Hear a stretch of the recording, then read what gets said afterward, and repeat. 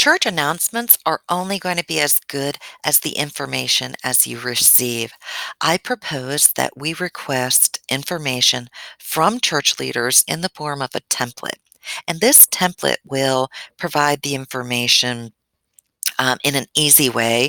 You distribute the link to this template, this form, with the reminder, and leaders can submit their information on their telephone, on their tablet, or on their laptop. And they can do it from anywhere.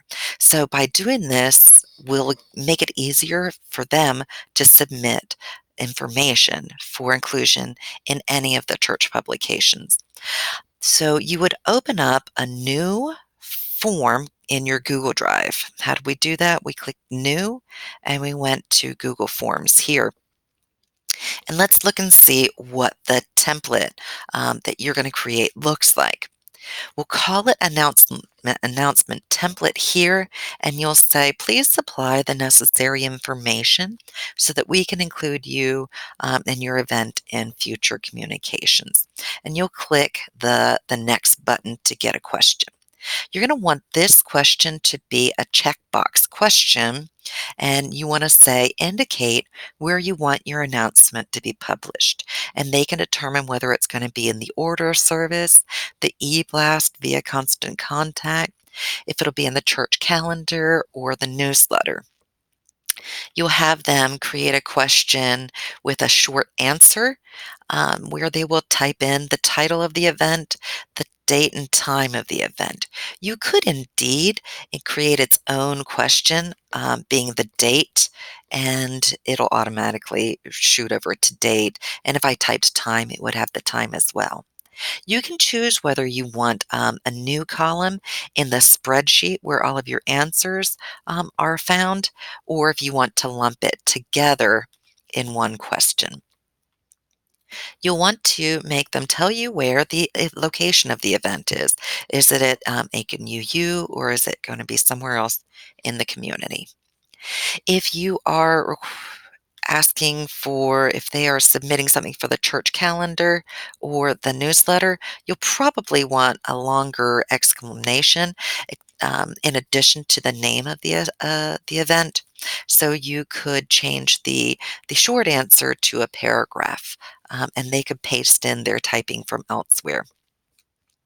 If this were for the newsletter, if you wanted them to upload something, then you could choose in your type of question, you could choose File Upload.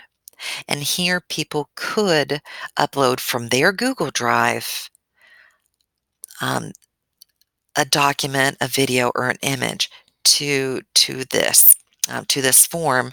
So since it's coming into your Google Drive, make sure you share it with people that you trust.